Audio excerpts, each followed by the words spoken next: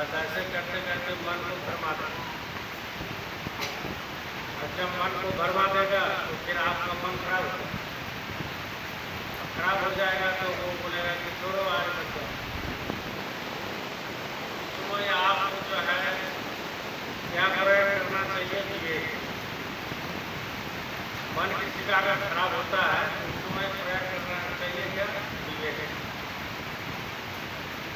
किसी के प्रति मन खराब हो तो उस समय विवेक से पूछना चाहिए कि सही में ये आपकी गलत है कि सही। जब तक विवेक से आप काम नहीं लेंगे तब तक ये मन आपको इतना धोखा देगा कि आप अंदाजा नहीं लगा सकते, क्योंकि मन ऐसा ही है।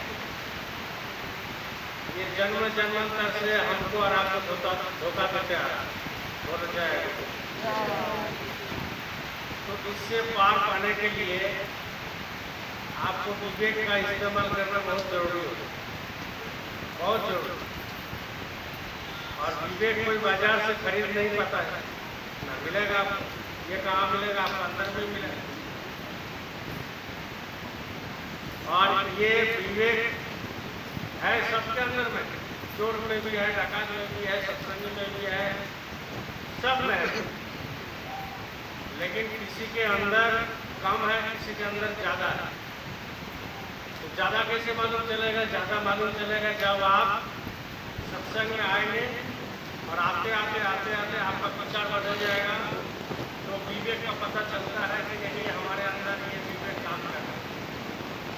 और नहीं तो फिर मन के वशीभूत होकर सब कुछ कर रहा है। हम लोग देख रहे हैं डेली लोग आ रहे हैं, डेली लोग जा रहे हैं। कहाँ? मृत्यु लोग आते हैं और मृत्यु लोग से फिर वापस जाते हैं डेली। ये हमारे आंखों के सामने हो रहा है। अभी कुछ दिन पहले दो हमारे सत्संगी भाई चले गए, एक अजय जी और एक राहुल भाई का पिता जी आंखों के सामने गए। 2 दिन पहले बात हुआ, आपसे भी हुआ, आपसे भी हुआ, अच्छा से बात हुआ। लेकिन क्या हुआ, अचानक खबर मिला कि भाई शरीर में नहीं। आखिर ऐसा क्यों होता? एक दिन मेरा भी ऐसा ही आपसे बात होते होते आप दूसरा दिन सुनोगे दादा जल्द खत्म हो। आखिर ऐसा क्यों? और अगर ऐसा क्यों तो आपको अनुभव क्यों नहीं होता? आंखों के सामने देख रहे हैं कि जा रहा, और आंखों के सामने देख रहे हैं बच्चे भी पैदा हो, जन्म ले। लेकिन हमारे और आपके अंदर अनुभव क्यों नहीं होता है? ऐसा महसूस क्यों नहीं होता है कि भाई हमको भी जाना है? ऐसा तो महसूस होना चाहिए कि नहीं, जब वो चले गए तो हमको भी जाना है। एक आदमी घर बना रहा था, वो तो जय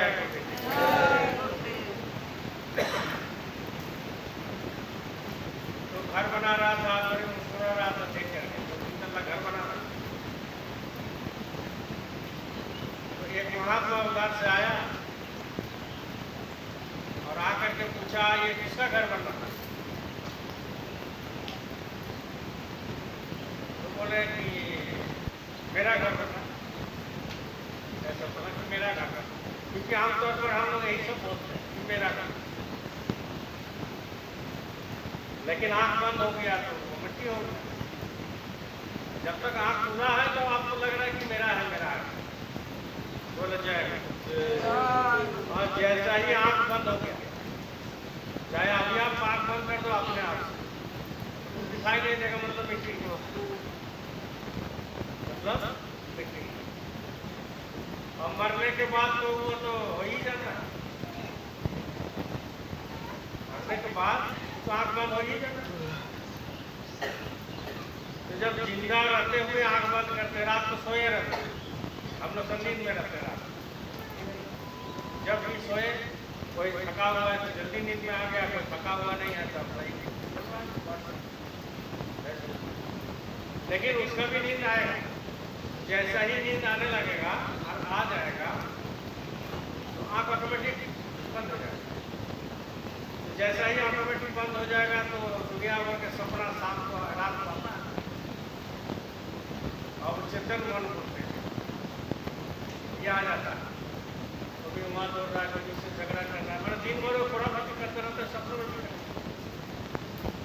तो जब आँख आपका बंद हो गया तो कितना लोग कितना सपना देखते हैं। कोई सपना देखते करोड़पति बन गए, कोई सपना देखते भिखारी बन गए। लेकिन है तो कुछ नहीं, सुबह उठा देखा कि भाई वही हाल, हम तो जो किस तरह में सोए हुए वही किस तरह में।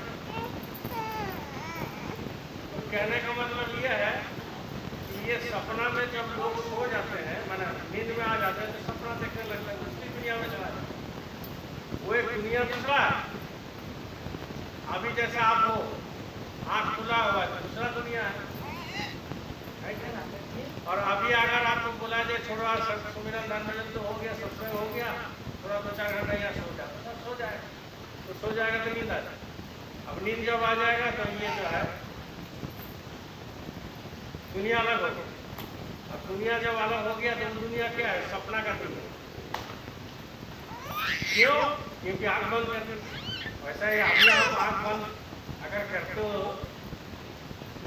तो वो भी दूसरा दुनिया हो गया, मिट्टी हो गया। तो एक आदमी को महात्मा जी बोला किसका घर बन रहा, और वो घर बना रहा था, बड़ी मुस्कुरा रहा था, बहुत अच्छा लगा। इतना घर है भाई, कोई भी बनाता है तो बहुत मुद्दत से बनाता है, बहुत अच्छा से बनाता है, बड़ी खुशी होता है। और खुशी ऐसा होता है कि उसको पूछो तो वो क्या बोलता है? बोलो जय गुरुदेव। उसको पूछो तो क्या बोलता है कि भैया जिंदगी में मेरा एक काम था, ये सफल होता है कि नहीं? जिसका जिसका घर बना है सब जाना, मेरा तो घर है, तो कैसे जाने? तो वो बोलता है भैया जिंदगी में एक काम सफल हो गया। और क्या हो गया? बोले घर बना।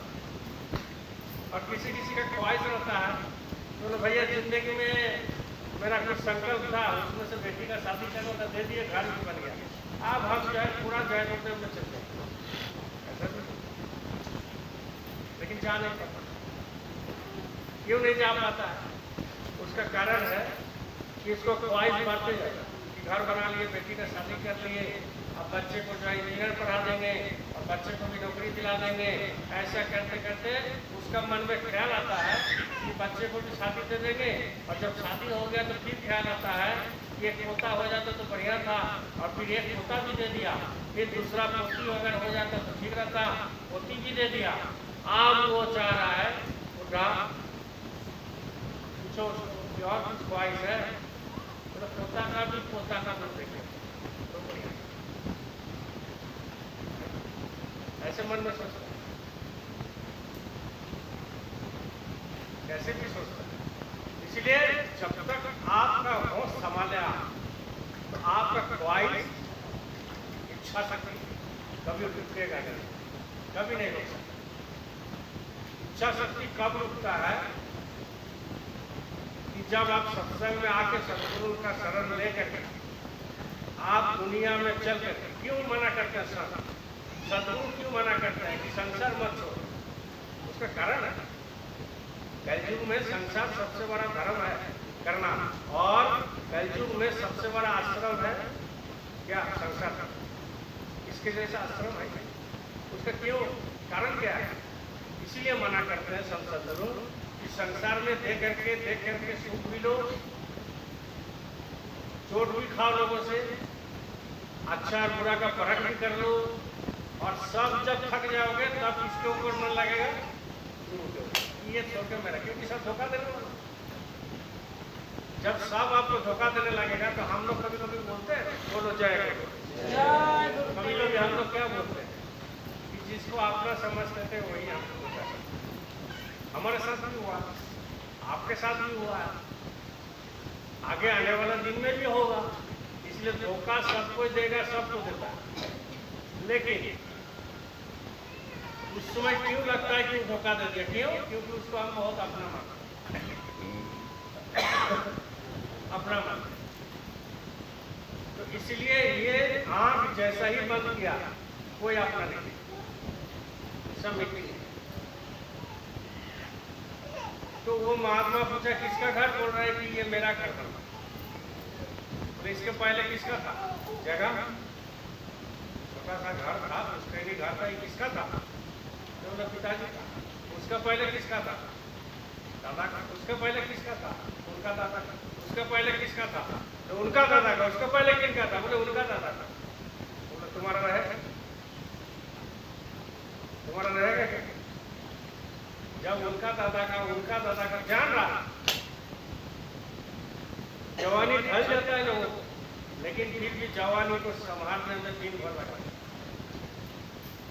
जानता है, आप छोटा जो जब थे तो उस समय का फोटो देखना और आज भी जाकर के शीशा में देखना, कितना अंतर हो। किसी किसी का घर में भी रहता है फोटो छोटा सा, और फिर जवानी का देखना, फिर प्रौढ़ अवस्था का देखना, फिर अभी देखना, कितना अंतर हो गया। तो धीरे धीरे धीरे धीरे और जा लोग डेली मृत्यु मुख में प्रकट होते जा रहा है। डेली लोग बोल रहे हैं जिंदा है। जिंदा नहीं है, आप मर के जिंदा हो, मुर्दा बन के है। लोग बोलते हैं कि हम जिंदा है, लेकिन आप जिंदा नहीं हो, आप मर के जिंदा हो। जिंदा उसको कहते हैं जो संत मत में आकर के भजन करके है कि वो अपने आप को कंट्रोल करके अभ्यास करके नाम को प्राप्ति कर रहा है, या कर लिया वो या करेगा, उसका कोशिश करता है, उसको बोलते हैं जिंदा। और बाकी जितना सब मुर्दा। जानवर क्या करता है? खाता है, सोता है, बच्चा पैदा करता है, और तो उसका कोई काम मुकाल के लिए नहीं सोचता। जानवर का काम क्या है कि खाना खाना, जहाँ मिल जाए खा जाए और सो जाए और बच्चा पैदा करता। और आदमी में क्या काम है कि भाई बच्चा को भी जन्म देना है, खाना भी खाना, सोना भी है और भजन भी करना है। एक्स्ट्रा काम कुछ है, लेकिन ये मनुष्य नहीं करता। तो बोल रहा है कि तुम्हारा दादा का था, परदादा का था, उसका था, ये तुम्हारा रहेगा का? तुम भी तो दादा बन जाओगे। तो जो जब वो घर को कोई संभालेगा तो उसको जब दोबारा पूछेंगे किसका घर था, अभी किसका घर है, पहले किसका घर, तो यही जवाब देते। तो हम लोग यही जवाब देते देते देते देते 70-80 साल बीत गए। 70-80 साल बीत गए। देखो ये आप अलग हो और आपका परिचय अलग। ये शरीर आप है नहीं, इसको लोग मिला देता है अपने आप। हम ये शरीर नहीं है, हम आत्मा। आप वो शरीर नहीं हो, आप आत्मा। लोग इन दोनों को एक कर देता है। आत्मा अलग है, शरीर अलग है, लेकिन फिर भी इल्म नहीं होता, फिर भी हमारे ज्ञान नहीं होता है कि हम आत्मा हैं। क्यों? क्योंकि आत्मा का साधन हम कभी किया नहीं। जब आत्मा जगाने का साधन करेंगे, आत्मा का ज्ञान लेंगे, आत्मा क्या है इसको महसूस करेंगे, तब आपको पता चलेगा हम अलग हैं, शरीर अलग है। हम मतलब आत्मा, मैं मतलब आत्मा, आप मतलब आत्मा, शरीर नहीं, शरीर अलग है। किसको? क्योंकि ये शरीर तो नष्ट हो जाता है। अभी अनु भैया के पिताजी को जला के आप लोग आए, चला खेल खत्म हो गया, पंच तत्व में विलीन हो गया। मतलब पृथ्वी, जल, वायु, अग्नि, आकाश, ये सब अपना अपना हिस्सा ले लें। पंच तत्व में सब तो होना, हमको भी होना, लेकिन ये महसूस नहीं होता कि हमको भी होना। ये हम जला के आते हैं स्मशान में, लेकिन महसूस नहीं होता कि हमको भी कोई हमारा बेटा चल रहा है। हम जब मुंह में आगी देते हैं, उसका बेटा जब मुंह में आगी देता है, लेकिन आगी देने वाला को भी पता नहीं चलता कि मेरा भी मुंह में आगी देगा एक दिन मेरा बेटा। ये सारे नाता रिश्ता सब टूटे सब। अभी घर चले जाओगे सब भूल जाओगे। बस इसी को याद रखने का नाम है सत्संग, इसलिए सत्संग रखा जाता है, इसको याद रखना। जब आप डेली सत्संग आते हो तो आपको याद नहीं रहता है। जो सत्संग सत्संग में आता नहीं, आज जो सदगुरु पकड़ा नहीं, जो सत्संग में कभी किया नहीं, सत्संग का माने नहीं समझता है, वो कैसे समझेगा? बताओ, इतना बड़ा माया का दुनिया है, इतना बड़ा माया का दुनिया है, कैसे समझेगा? बोलो जय। इसलिए किसी ने कविता में लिखा है, कसमे वादे प्यार वफा सब बातें हैं बातों का क्या। ये गाना भी है, लेकिन अभी का दुनिया में सटीक बैठता है। कसमे वादे प्यार वफा सब बातें हैं बातों क्या क्या, कोई किसी का नहीं ये झूठे, कोई किसी का नहीं ये झूठे, नाते हैं नातों का क्या, कसमे वादे प्यार में वादा, बातें हैं बातों का क्या। कितना बढ़िया शब्द है, लोग इसको समझते हैं। जब कसम खाते हैं कि हम आपके लिए जान दे देंगे, हम आपके लिए मर जाएंगे, हम आपके लिए खाना छोड़ देंगे, आप जो बोलोगे सो हम कर लेंगे, हम आपके लिए जो है मर सकते हैं, ऐसा कसम खाते हैं। लेकिन सब झूठा, समय आने पर सब बदल जाता है, दुनिया बदल जाता है।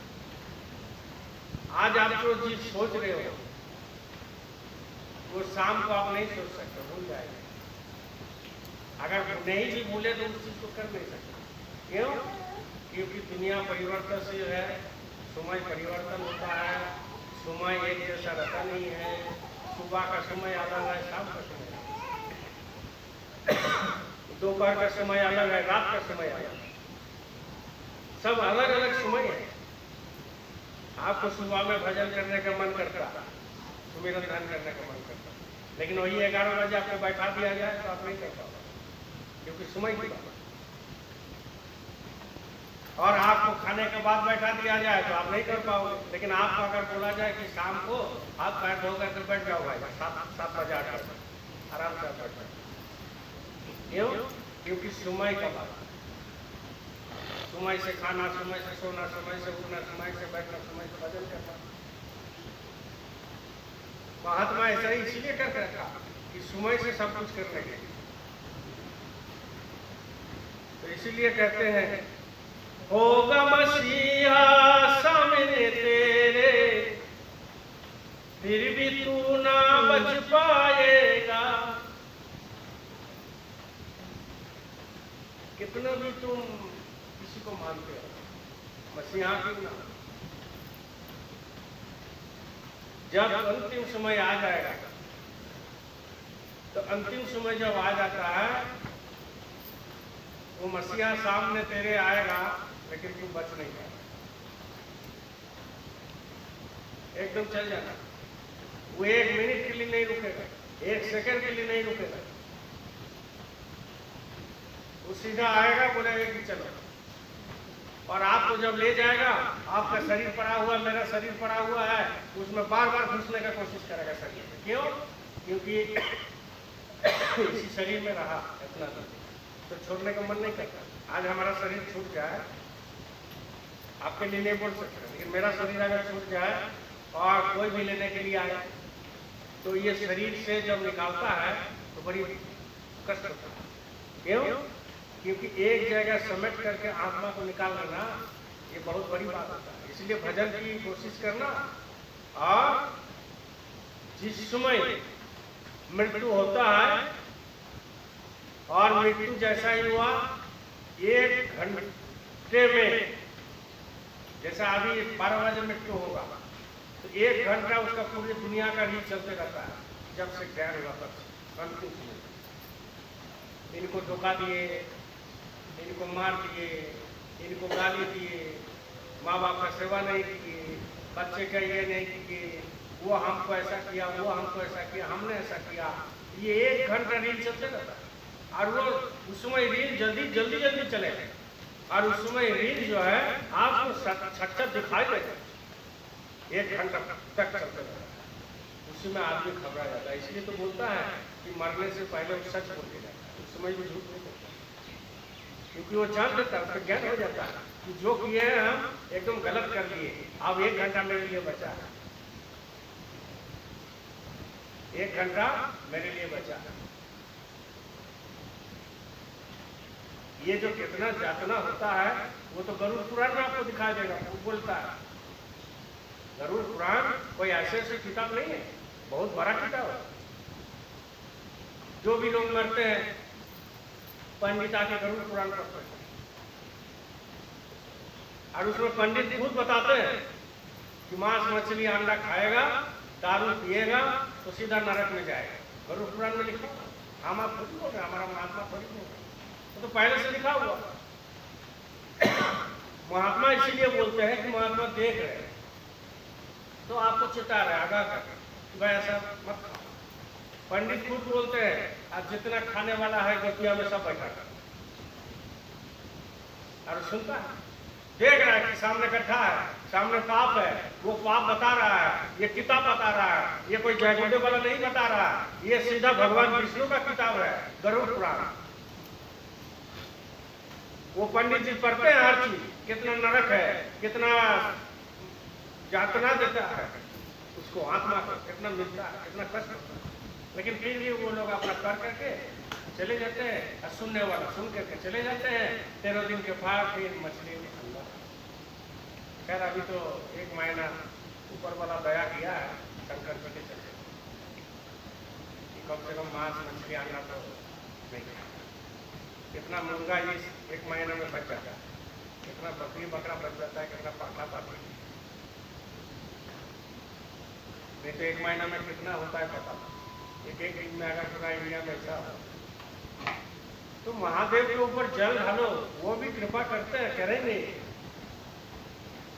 लेकिन वो 1 महीना का ठेका नहीं लिया हुआ, वो जिंदगी भर का ठेका लिया है, जन्म मरण का ठेका लिया हुआ। लेकिन आपने क्या किया, 1 महीना नहीं खाएंगे, इसके बाद खाएंगे। जिस दिन सावन घुसा उस दिन इतना भी कि भाई काल है तो आज खा लो, काल से शुरू करना। क्या शुरू करना है? सावन। सोचो, धर्म को एकदम बर्बाद करके रखेगा लोग, धर्म को बर्बाद करके रख दिया। धर्म क्या है उसको किसी को मालूम नहीं, और जहां मालूम है, जिनको मालूम है उसके पास जाते हैं।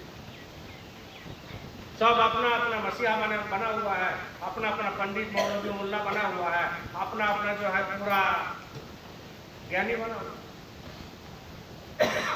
लेकिन सच्चा ज्ञान क्या है? किताब पढ़ने का नाम ज्ञान नहीं है। सच्चा ज्ञान वो है जो ये दुनिया कुछ नहीं है, ये झूठा है। इसलिए कहते हैं होगा मसीहा सामने तेरे, फिर भी तू न बच पाएगा, तेरा अपना खूना कर तुझ पे आग लगाएगा।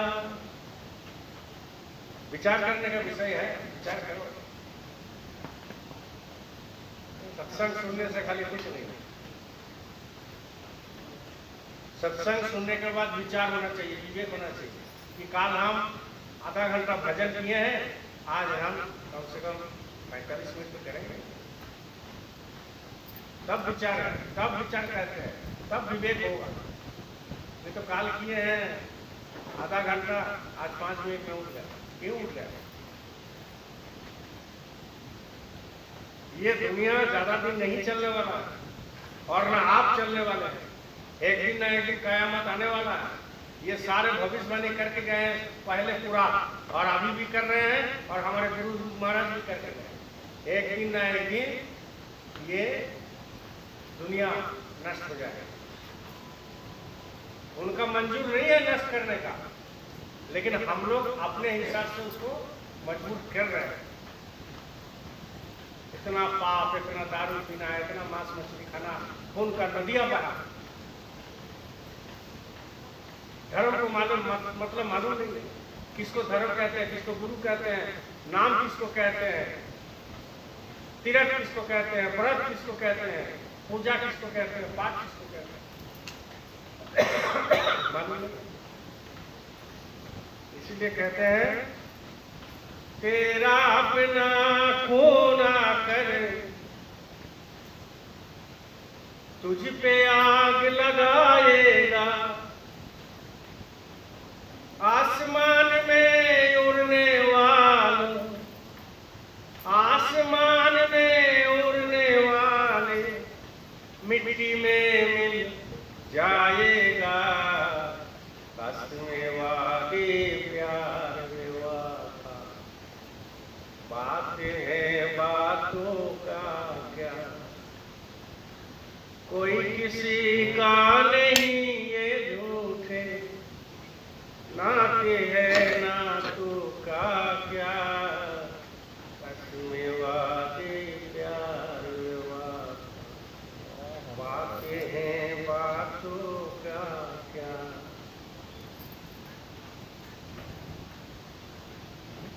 सुख में साथी रहेंगे तेरे, सुख में साथी बहुत है। हम भी अपना जिंदगी में देखे हैं, आप भी देखें।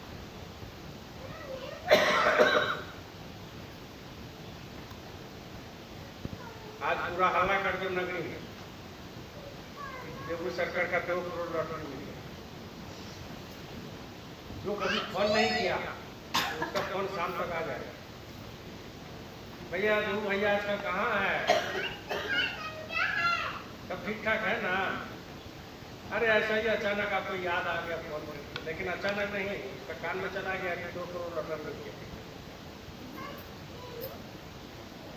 कोई किसी का नहीं है। आज अगर हमको कोई मानता है तो मेरा कुछ हस्ती है गुरु महाराज की दया से तब। आपको अगर कोई मानता है तो उससे कुछ ना कुछ जरूर बात है। ऐसे नहीं कोई करता है भाई, ये दुनिया ही है ऐसा, कोई किसी का नहीं करता।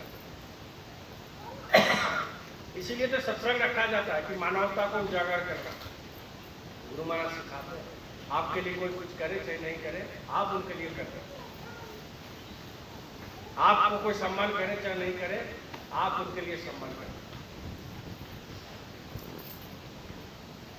तो इसीलिए कहते हैं सुख में साथी रहेंगे तेरे, दुख में सब मुंह मोड़ेंगे, दुख में सब मुंह मोड़ेंगे, पूछेगा नहीं।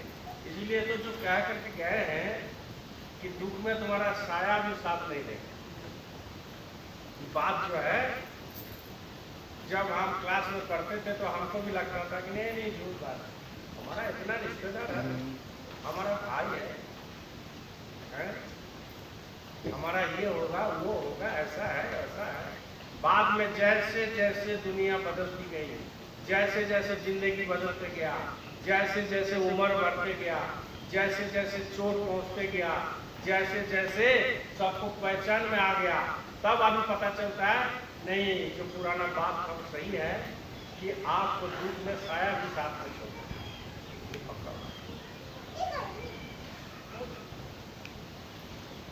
दुनिया वाले तेरे हो करे, तेरा ही दिल तोड़ेंगे,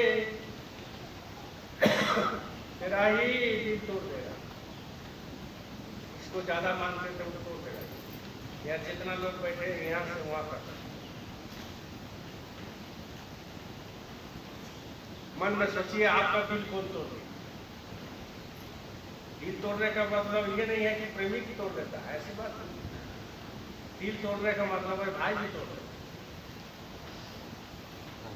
बेटा भी तोड़ देता, पत्नी भी तोड़ देता, चाचा भी, चाची, ससुराल में साला दादा सब दुनिया में जितना है सब तोड़ देता।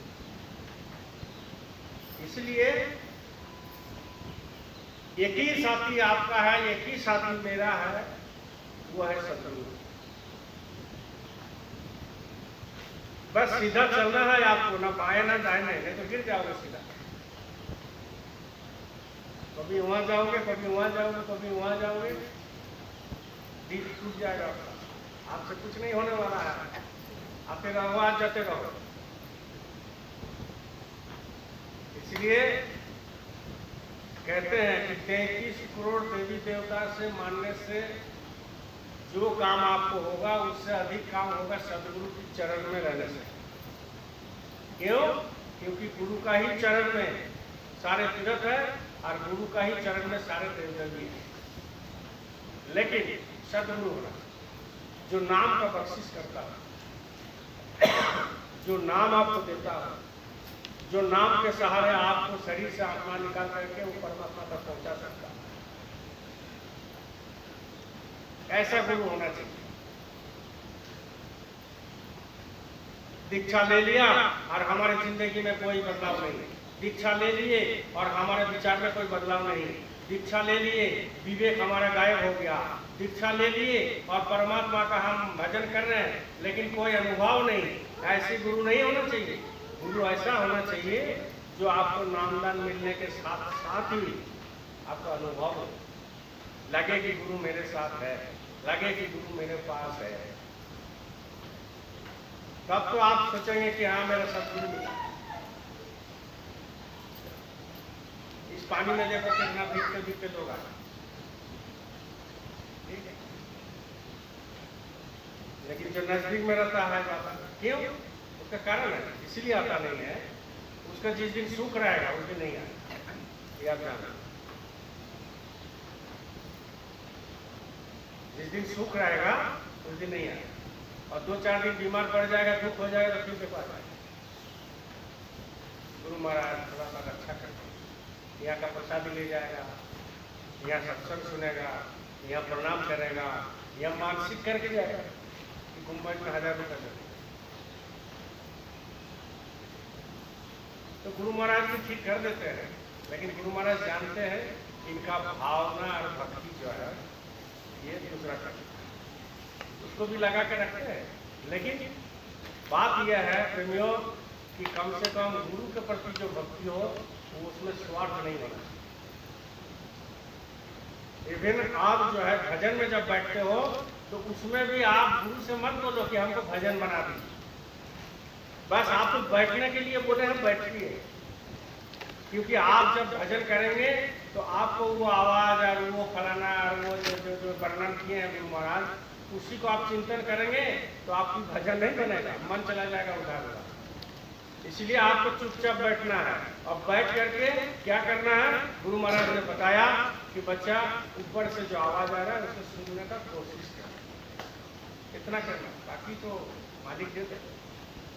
आपके अभ्यास के ऊपर, आपका जब अभ्यास बनने लगेगा तब देगा, आपको वो अभ्यास के जरिए गुरु देखते हैं। आपका दोनों आंखों के बीच में बैठे हुए हैं, वो देखते हैं कि मेरे लिए कितना देर तक बैठे। इसलिए जब भी भजन में बैठो तो प्रार्थना कर, कोई सुमिरन करता है, ये माइक पर बता रहे हैं, सुमिरन का तरीका उसको मालूम नहीं है, इसलिए जिंदगी में उसको तरक्की नहीं होता आध्यात्मिक जगत। बाकी 4 गो गाड़ी बना लिया वो अलग बात, 10 बीघा जमीन खरीद लिया अलग बात है, फ्लैट बना लिया, 20 लाख रुपए बैंक बैलेंस कर लिया, बेटा बेटी का बढ़िया से शादी दे दिया, बिजनेस अच्छा खासा चल रहा है, वो अलग बात है, उसका पुराना कर्म का संस्कार है वो मिल रहा है। लेकिन आध्यात्मिक जगत में उसको जब बैठना है तो गुरु से कुछ नहीं मांगना, गुरु के प्रति प्रेम भाव के साथ बैठना। तो वो क्या करते हैं, वो जल्दी आते हैं और ये माला ले लेते हैं और पट पट पट पट शुरू करने लगते हैं, जय गुरु जय गुरु जय गुरु, कुछ नहीं होगा।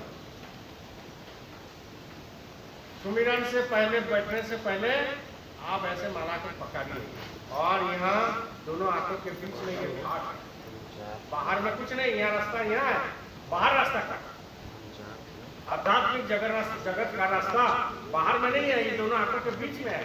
और यहाँ क्या क्या भरा हुआ है ये आपको मालूम नहीं, सब कुछ इसी में तो है। मन इसी में, चित्त इसी में, विवेक इसी में, विचार इसी में। बुद्धि इसी में, सब कुछ इसी में है और इससे बाहर आप निकाल नहीं सकते। इसलिए सदगुरु की जरूरत है इसको पकड़ने के लिए, इसको नाम को पकड़ने के लिए। तो नाम तो वही पकड़ सकता है जिसका मन शांत हो जाएगा, शून्य में आ जाएगा। ये दुनिया शून्य में चलता है और ये दुनिया जीरो है। आंख बंद कर तो जीरो हो गया, आंख बंद करो तो जीरो हो गया। ये पृथ्वी है मिट्टी, ये पानी में एक दिन घुल जाएगा और पानी को कौन सोख लेगा? बोलो जय गुरुदेव। आग सोख लेता है और आग को कौन सोख लेता है, खत्म करता है? हवा। और हवा को कौन खत्म करता है? आकाश।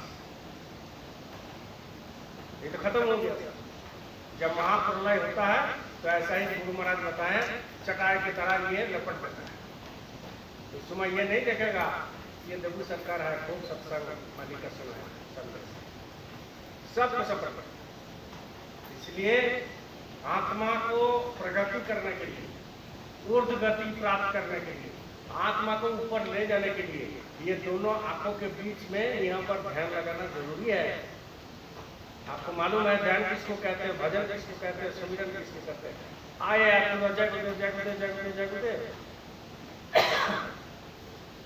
गुरु महाराज बोला कि कम से कम 12 से 15 मिनट लगता है और 5 मिनट में माला खत्म कर, कुछ नहीं, खाली आप बैठ रहो। स्कूल में हाजिरा दे, पहले ऐसा पकड़ो, गुरु महाराज को, महाराज जी को प्रणाम कीजिए। देखो भाई, अभी गुरु महाराज के इशारे से महाराज जी सब काम करते हैं। जो गुरु महाराज में पावर था उतना ही पावर हमारे महाराज जी के पास है। आप विश्वास करो ना, वो आपकी आदत है, वो आपकी बात है। लेकिन हमने जो अनुभव किया, कुछ लोगों ने जो अनुभव किया, तो ये महाराज जी अभी गुरु महाराज के बराबर का काम करते हैं। पूरा पूरी दया करते हैं अगर आप उनको मानते हो, और नहीं मानते हो तो आप जिनसे नामदान लिया उनसे भी गए और इनसे भी। क्यों? क्योंकि गुरु महाराज बता के गए यही नामदान देंगे। तो जब वो वचन इनके साथ लग गया तो ये जो भी बोलते वो हो जाएगा, जो भी बोलेंगे वो हो जाएगा। तो कहने का मतलब यह है कि पहले महाराज जी, गुरु महाराज को प्रणाम करो। गुरु महाराज को जो है श्री चरण में अपना प्रणाम करके, जो महाराज जी से नामदान लिए वो महाराज जी के चरण में प्रणाम करके ये अपना जय गुरुदेव जय गुरुदेव जय गुरुदेव जय गुरुदेव करते। इसके बाद सुमिरन करो। और जो 5 नाम लेते हो उस 5 नाम का सूरत को जो सकल बोले हैं हमारे गुरु महाराज जो वर्णन किए उसको पहले प्रणाम करो, माला करने से पहले, तब तो आपका काम रहेगा। आप उनको याद नहीं किया तो बस जो है अलग है, उससे कुछ नहीं होता। कम से कम 15 मिनट लगाओ सुमिरन, कम से कम 5-7 मिनट 10 मिनट में कुछ नहीं होता। अगर किसी का ज्यादा लगता है तो कोई बात नहीं, लगाइए। और ध्यान कम से कम 15 मिनट, ज्यादा लगाते तो कोई बात नहीं। लेकिन भजन घंटा 2 घंटा 4 घंटा किया गया, आपका काम में कोई नुकसान नहीं होगा, कोई नुकसान नहीं। और भजन में जब बैठोगे नहीं तो अभ्यास नहीं बनेगा ना, अभ्यास नहीं बनेगा। बोलो जय गुरुदेव जय गुरुदेव।